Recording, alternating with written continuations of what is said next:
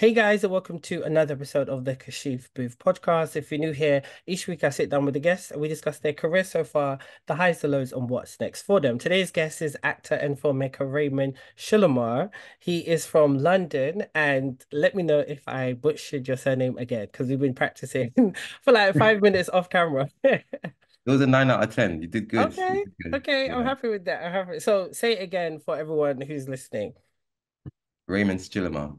See, I love your name and I get it. See, I want to make sure it's correct because my name, listen, yeah, yeah, it gets butchered all the time. I'm even doing a film about people who have quote unquote unique names and the struggles we go through. So I wanted to make sure that Dope. I get it right. So, but Raymond, welcome to the show. It's great to have you on. Well, remind me to pick your brain about that film again. I will. And damn, it's frozen again. Guys, you're gonna have to bear with us because, yeah, our connection is not great today. Raymond, are you there? Okay, you're back. Great. Yeah, we're gonna have a lot of technical difficulties, guys. So please don't judge us too harshly. But yeah.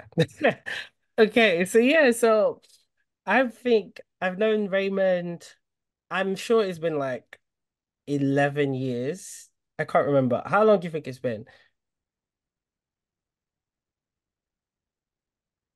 I think it's been 11 years because it was Yeah. before the whole web series Yeah. stuff. So that was, yeah, about 11, 12 years now. Yeah, I'm sure because I remember I met you through Kamar and Daniel back in 2012 because I remember going to I was thinking about this today. I remember going to Kamar's like 21st birthday thing, and I think it was like with I think he shared it with Daniel. And you know how Kamar used to do his parties? It was very much my super sweet 16. And if you guys are not millennials, you won't understand what that is, but that was like such a big grand Lame. birthday show, and Kamal was definitely his own celebrity in his head. So he used to pull the biggest parties, and I think I briefly met you then, but then I remember you and Kamal were developing your web series. What was it called again? Living Your Best Life, wasn't it? I can't No, no, remember. no. That's like past me. I never Oh got gosh, involved in what the was film, your but what was like your series called again? I forgot. on the other side. But That's it, the other now that side. I think about it, I think we may have met at Latimer. Maybe, yes. Latimer Talks, maybe, because if not, it would have been Yeah, through Roshan or it that's would have been it. through Kumar. I That's think it was, yeah. okay, One of okay. those. Yeah, and Latimer Talks was amazing. You guys, I don't think it's even about anymore, but it was like once a month they used to have like industry events and have talks and panels and a actors and filmmakers or people who were theater writers and playwrights and whatever, they could all network. It was a great event. They don't do it anymore, but it was just that was really cool. So it's probably around that time, like around like the early 2010s. That's when we connected and yeah, we just known each other ever since. And I thought since this season of our podcast is all about actors, I want to reach out to all actors I've worked with in the past or haven't, or have been a fan of their work and just see what they're up to and what your journey is. And yeah, share your journey because I feel like it's always important to share each other's journey and their path and, drop some knowledge to my listeners to see what they can gain from it and what they can relate to. So yeah. So how have you been, Raymond? Because I've not seen you. I don't remember the last time I actually saw you. That's how long it's been.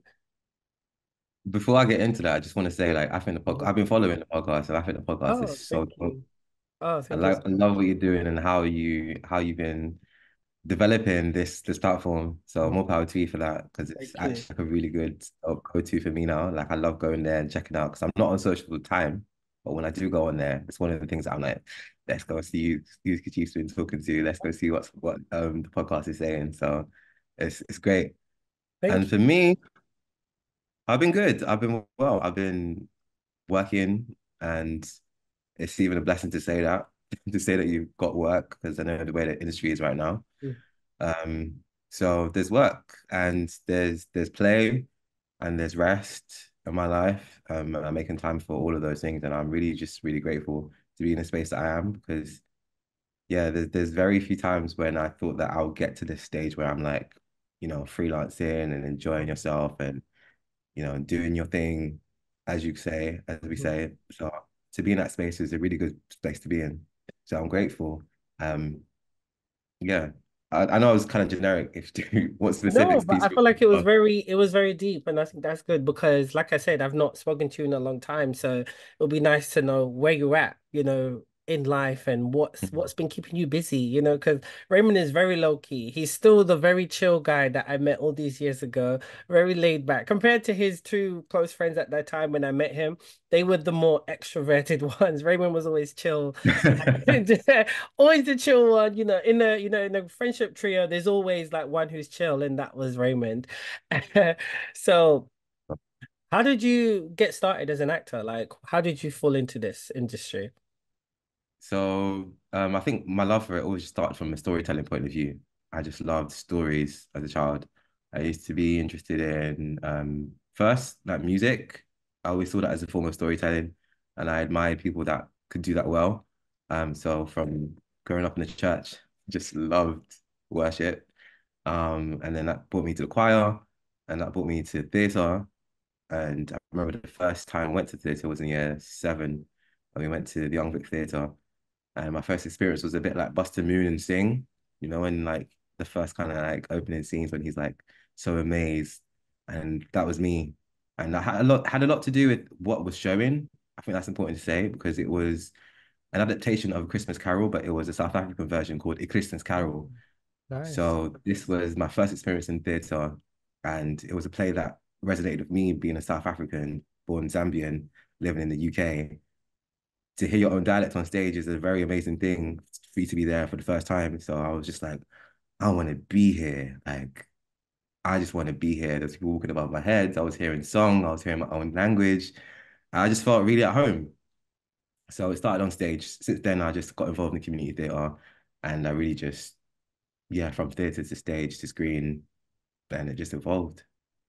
That's really good. I love that story and just hearing how you fell into it because that shows how powerful representation is. Like people always talk about it, but that seeing that representation for you at such a young age is what inspired you and led you to wanting to become an actor in this industry. And that just proves it right there. And I love that that was your first introduction to that. Like sometimes other people are, introduced in other ways or through other people, but to see yourself represented, and that kind of showed you that yes, I can do this. If they're up there doing this and representing my culture, I can do this too.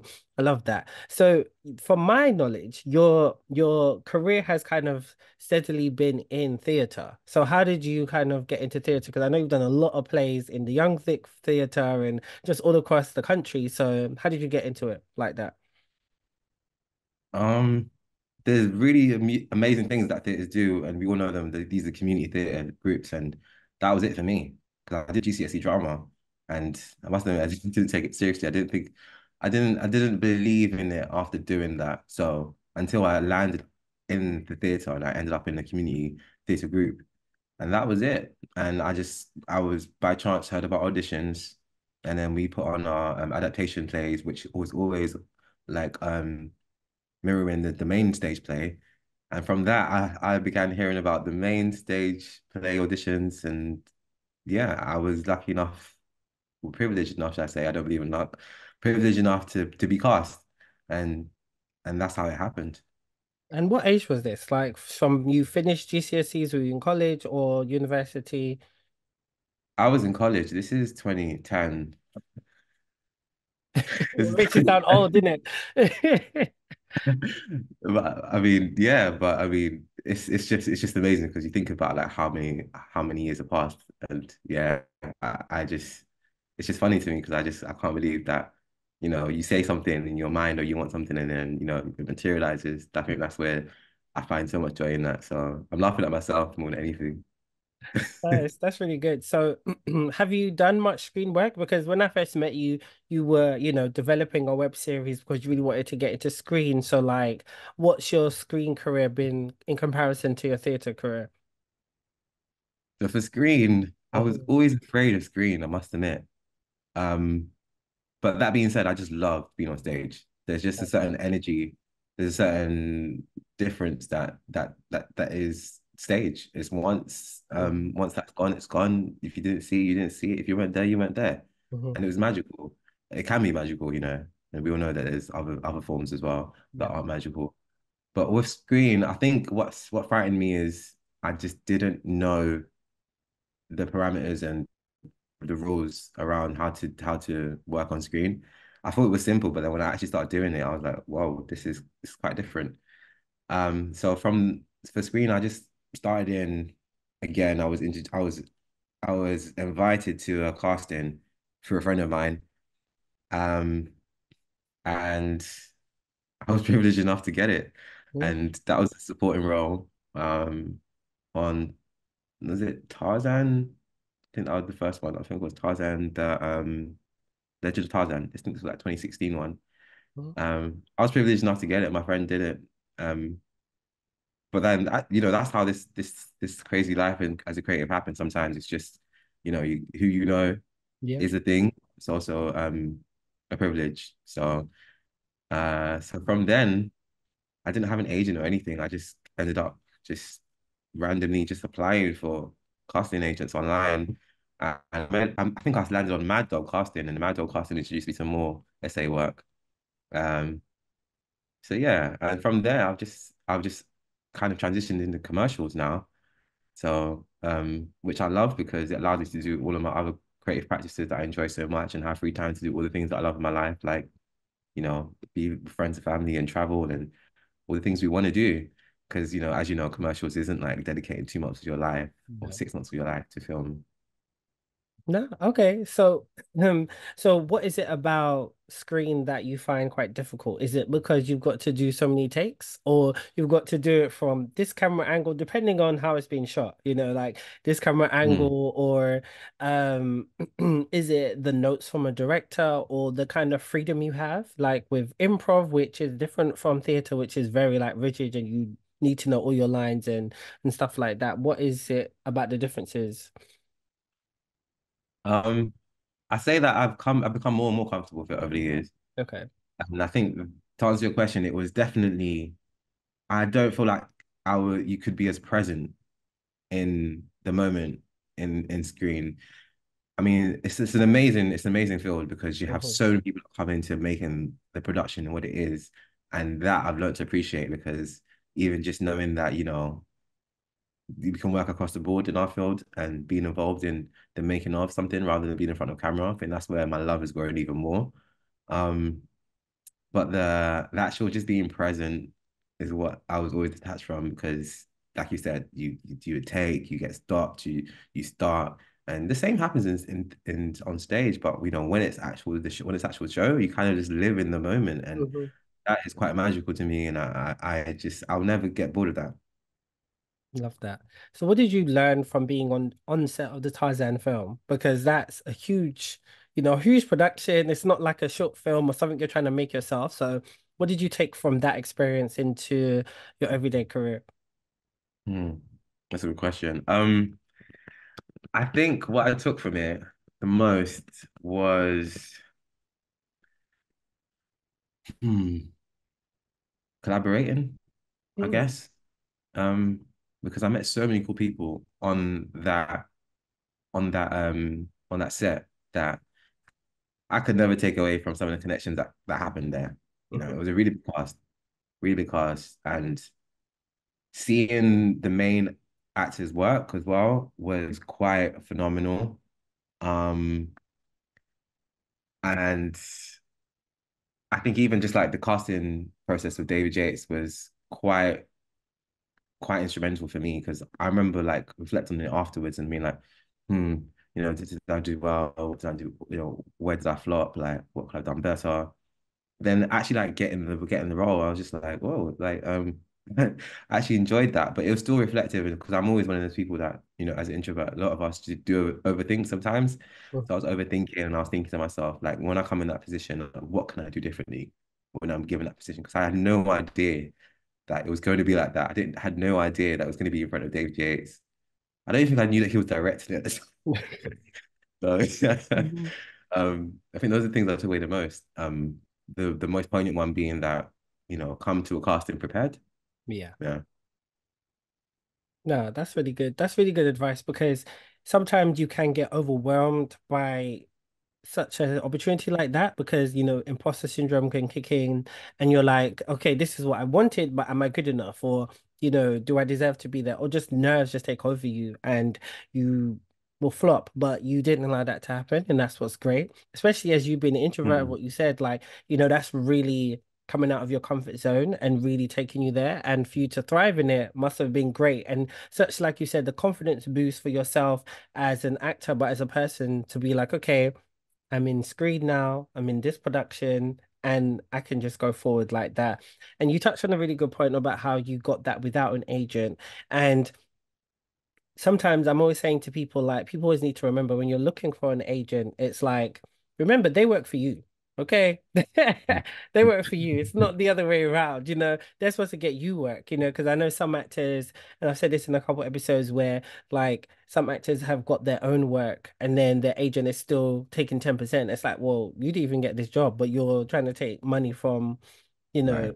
a job that I got. So like tell me the process of like how you got your agent or the ones you've had in the past if you currently are with an agent. And what was it like for you being able to get that role without an agent? Like what did that do for you, your confidence as well, for you to get work? Getting work with our agent was, I must admit, I think I didn't recognize how much weight it carried until like I was speaking to other people. Mm, Because I must admit, like, for a long time in this game, I didn't care about like getting one. I didn't okay. know. I knew that it was important because I knew that what they do, and I knew their role. But because I was entering rooms and going to castings, and I was like on theatre a lot as well, and Mhm. enjoying that experience. I didn't put too much pressure on myself to get an agent. So by the Mhm. time I knew it, I had a CV that I was building up, and my fellow thespians were like, how did you get this, or what happened here? Who represents you? And then when I kept hearing this word representation, I was like, okay, cool. I need to like really like pay attention to this. And then I remember being on the main house show at the Young Vic. I think this was like 2017.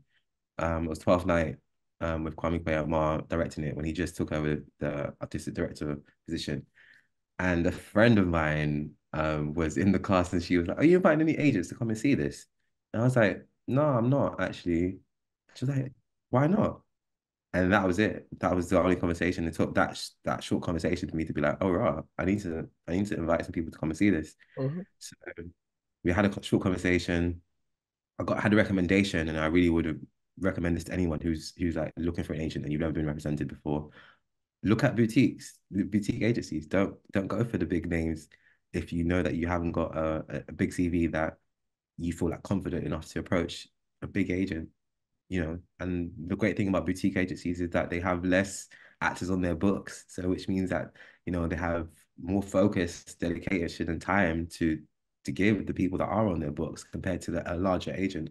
But that's just advice that worked for me because I did that and it worked for me. And the funny thing is, they didn't actually come see the production, but they just arranged to have a coffee and a chat, and just based off like a CV and a headshot.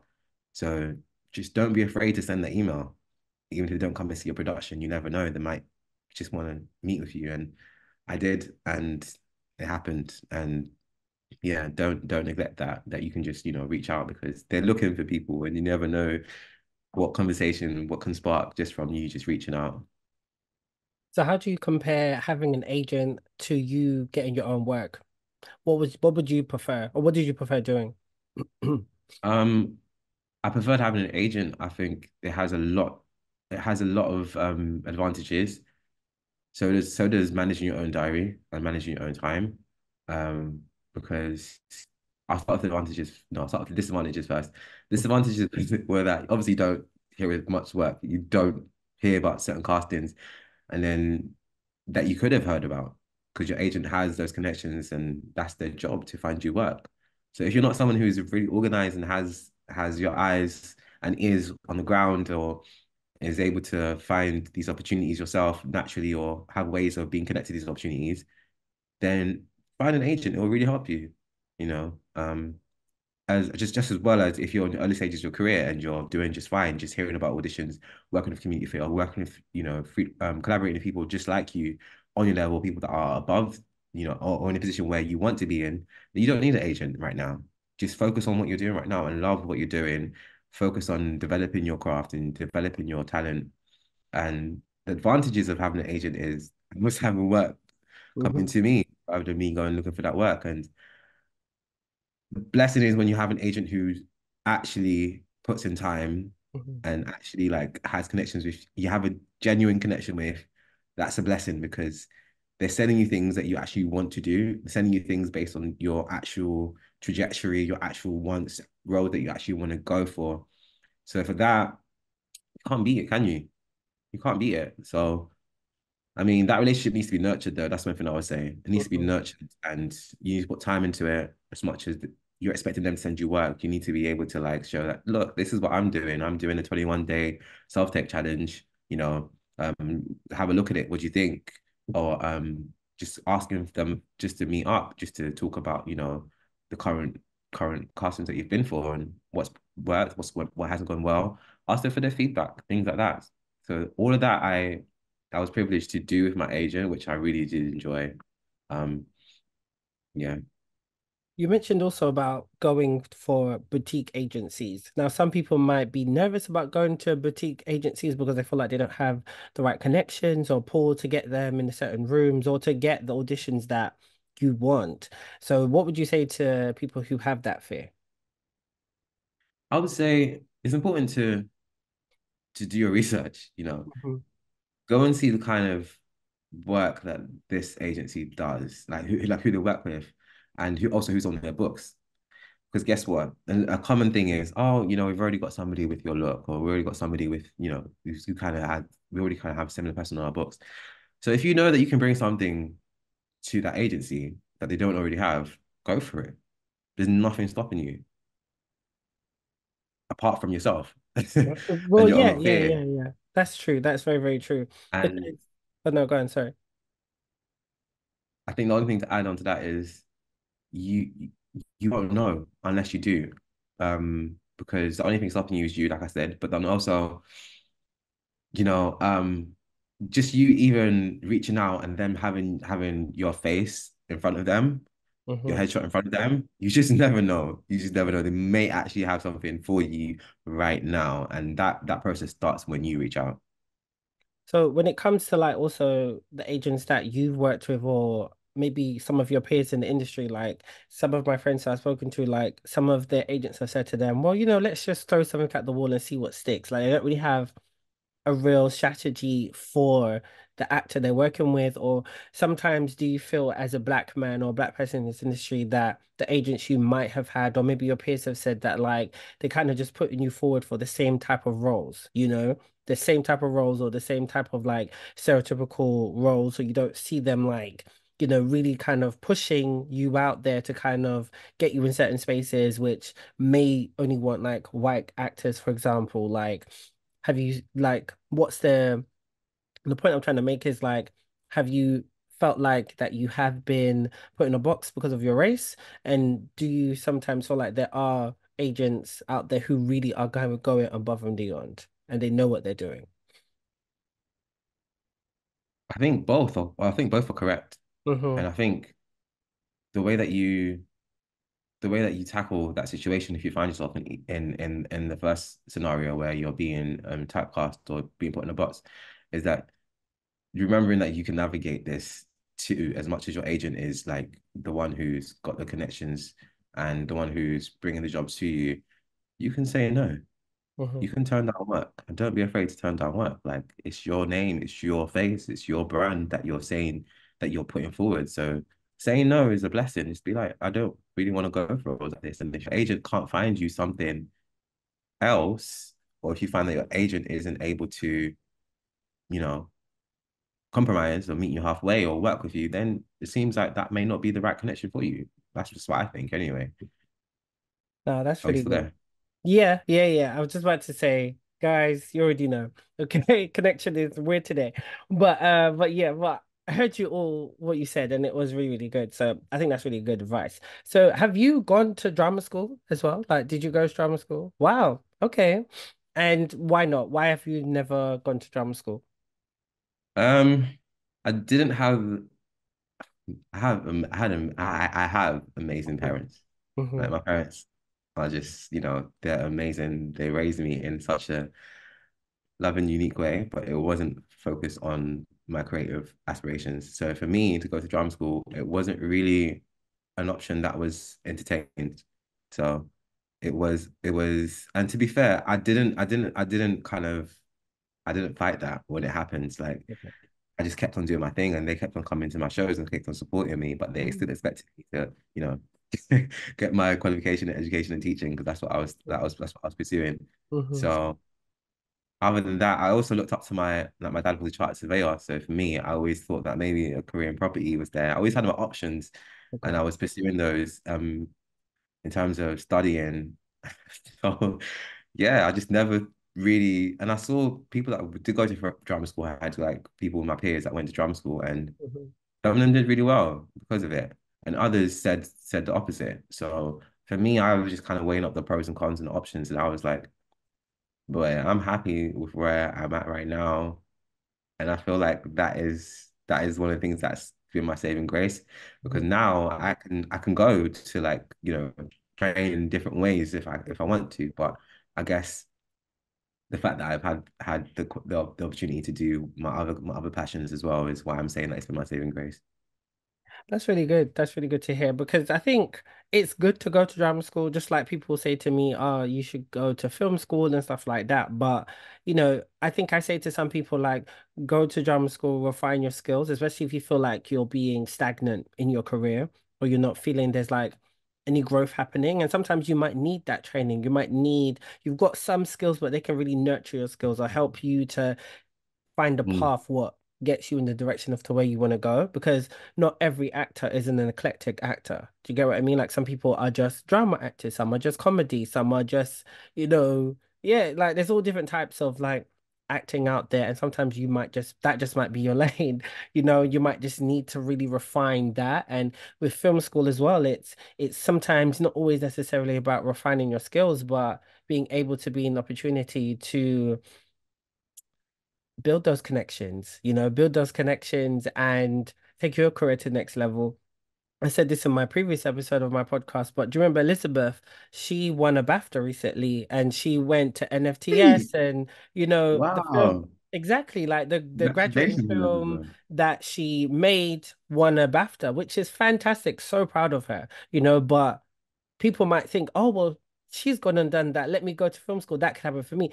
Not necessarily, okay? Because it's like it's hit or miss. Like it's not Right. every single time that's going to happen. Now, so proud of her, and that's great. And I know now her career is just going to soar, but don't be sold that dream, because also everyone's journey is different, everyone's journey is different. Really learn your craft and understand it. And within our industry, it's all about learning on the job anyway. Okay, learning on the job through being an actor, being behind the camera, you learn for experience, you learn from your peers, and that's how you can grow. So I think that's really good to hear that you haven't done it because yeah, you got your degree in teaching, but hey, you can, and also if you decide to go on property, multiple streams of income is always the way to go. So yeah. Especially in this economy, okay? So, so since I last saw you, because you did that web series, what was it? It's gone from my head. What was it called? The Other Side? Yes, The Other Yeah. Side. And you did 2 seasons of that. And I was gonna help you guys, I think, in the early days, but then I was too busy with some other projects and stuff. But you guys still went ahead and did it with Kamar and Daniel. So like, what was that process like? Being because you were a writer on it as well and producer. So like, what was it like for you to kind of put on that hat, And was it more challenging than you thought it would be? All those hats are quite tricky to wear, especially like as a first time thing, like wearing multiple hats. But it's also really fun. It's enjoyable to work with people that you know and that you hang out with, and to take something that's quite small and then like just like an idea and like really produce something. So I really did enjoy that process. Um, and I enjoyed exercising writing skills and developing as a writer and realizing what your writing taste is. By the second series, I was quite sure on my taste and what I wanted to write and what I enjoy writing and how I want to do it. So by that point, I got a real understanding of how I want to work. Mhm. Um, so yeah, it was fun. It was challenging, but yeah, sometimes you don't want to watch things back. You're like Trust early me, on in your career. I know. Okay, listen, I know. Yeah. But the good thing is, like, people always say to me, like, not in a bad way, but they always say to me, like, every project you do is always better than the last. I'm like, yeah, that's the point. Mm, It's not mm. saying that my last project looked terrible, but you want to step up every single time because you learn from every project you do, and you're always striving to get to a certain level. So, yeah, 100%. So I get that. And that's always been an inspiring factor for me watching you grow in your career because it's clear evidence. I know there's obviously work that you don't share that you've done and like Mhm. jobs that you've been on that, we don't always hear about, but the work speaks for itself. The Thank you. work really speaks for itself. Thank you. So as you're talking, I think I remember the last time I saw you. It was, I think 2016. 2016, I think was the last time I saw you. I think it was like a rap party or something to celebrate the other side being finished season two. So what have you been up to career-wise? Since then, like what have you been doing? You know? So since then, I went through a transitional point in my life. Okay. My dad passed away, and I was focusing on family, and that was my career. My career was to focus on my family. Hmm. Um, and since then, that's when the transition into film really happened. Because when I Okay. came back to, the industry, I was like, okay, it was that point where I kind of thought, am I still loving theater? I was in the main stage play, and I was just like, I was kind of not enjoying the process so much. And I realized that it was the industry. The problem wasn't like I didn't make any mistake on what I wanted to do, Okay. but I just needed to find a new joy for it. I need to find a new love for it. And since then, I found myself wanting to get more into understanding the roles behind the camera. Okay. That happened naturally, after a bit of travel and a bit of soul searching. I picked up the camera. I went for a crash course, and I started photography, and I had some amazing experiences. A friend of mine, actually, his name is Aaron Kelly, we started writing, and since then, the journey just kind of blossomed because he was just someone who really did get where I was at in terms Mhm. of wanting to, be kind of unlimited in the things that you can do, but also Okay. understanding that every art form that we kind of enjoy kind of informs each other in terms of Okay. photography, in film and film, and the things that we write, the music we listen to. So that just informed the way that we work together, and we're Mm. still working together to this day. Nice. Yeah, watch that space, but also the photography was a great outlet for me. And through that, I worked with amazing people like the Masons, who's the photography duo. Um, and some of that work went places that I just didn't expect. And I was like, wow, this work is these behind camera roles are just really interesting. Mm. And that was just assisting at that stage. And since then I went on to like, becoming a runner and then like, becoming a PA and then becoming a casting assistant on one project with a brilliant filmmaker, Cherish Oteka. And that really did blow off. You mentioned the BAFTAs earlier. She went on to win the best short film for her film, docu-film, The Black Cop, at the 75th BAFTA Awards. Wow. That was another big light bulb moment when I was like, wow, Mhm. you know, working across the board in this industry is so underrated because the collaborating aspect, which I've Yeah. always enjoyed, like I've told you, I just realized, yeah, this is where your power is as well, being present for others and collaborating with others. So since then, I've now been working in the commercial sector. So I'm working in commercials and I enjoy it, like I said earlier, because, the short bursts work for me, like lifestyle and like how I like to work. Yeah. And, it's always different. Love that. That's so good. I'm really happy to hear that because you always had an eye for film. I always could see it in terms of your attention to detail, especially when working with you guys or giving you feedback. I always remember you were very intuitive and would like be taking notes into what I'm saying. I always remember you really taking notes. Like love Kumar to death, but his mind would be wayward. Or I'd be like trying to convince him and he'd be like, no, I know what I want. I'm like, fine, fine, fine. Okay. So I totally understand that. And it's really good to hear. I love that you've, again, like I was saying to you about, it's like refining your craft and knowing like sometimes you really have to go back and study your craft to really understand Mm, like, how to get there. Because like talent is great, but hard work always beats talent. That's always going to be the same. There's some talented people I know out there, but they don't have the drive. They don't have the drive and determination, or even if you're not the most talented, but you've worked hard at what you've done, you're going to know your skill and you're going to know your profession and you're just going to soar. So that's really great to hear. I love that. I love that you've got a writing partner as well. It's always good to have like a creative soulmate. Like I have a few of those as well. Like one of my really good friends, Serafina, I exec produced her web series called Talia Versus, and that did great. And it's like with Channel 4 at the right. moment. So it's like knowing how you can be creatively in tune with somebody is underrated, like people talk about soulmates with relationships, but listen, nothing beats a creative soulmate, okay? Nothing beats like because like you just get each other and you click and you can just flow like that. And I interviewed these guys called the Romcom guys not too long ago, and they've All that been one. friends for years, and they're making some great romantic comedies, and because they get each other, they know how each other writes and their style and what jokes to write, that they even can write each other's scenes or edit it. And that's what you want. And that's powerful. So Mm. that's really good. So if you was an actor, who are some of like your acting inspirations? Like who do you look up to?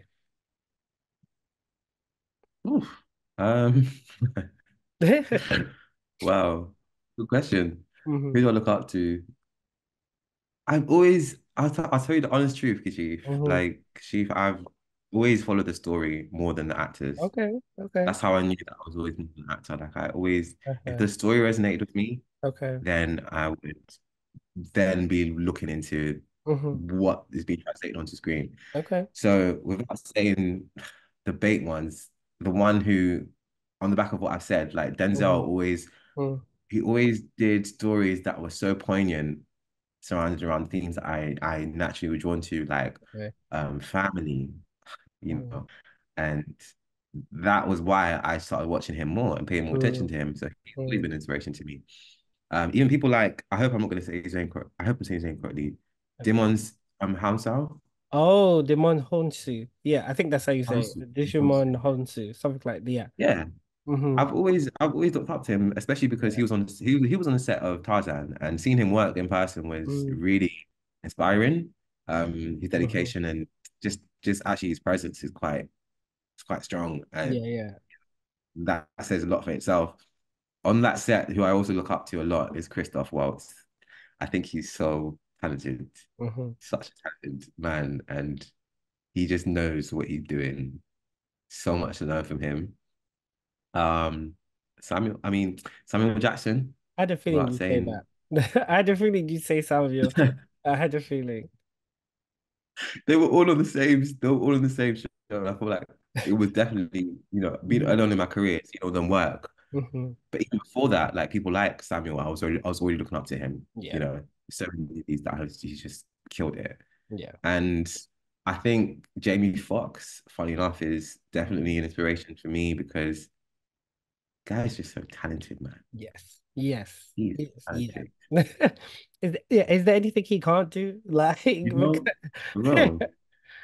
like, Yeah, and watching yeah. him in on the R&B Money podcast with Hmm. Tank and Jay Valentine recently, I just had a new level of respect for him. Just like Hmm. I've seen him interviews, but to have that length of an interview, like really just like delve into like just how funny he is and just how like just how he shares like it's just cool to see him around like his friends and people Yeah. that he knows and people that he loves, and you can tell that.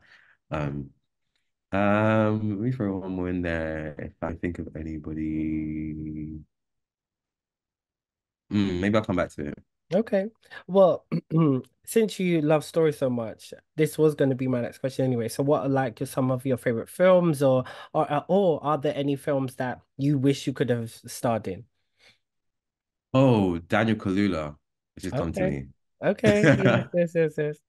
He is such he's such a great guy in terms of like I've seen him in interviews, and I know some people that I know him. So I don't know him, but you know, that 70s is a Oh yeah, separation. yeah, So yeah, to see him yeah, see yeah. him on screen now, Mm-hmm. I do have like a fond likeness to like how he does work as well as Oliver Wilson. I've just seen him on Now I See, Okay.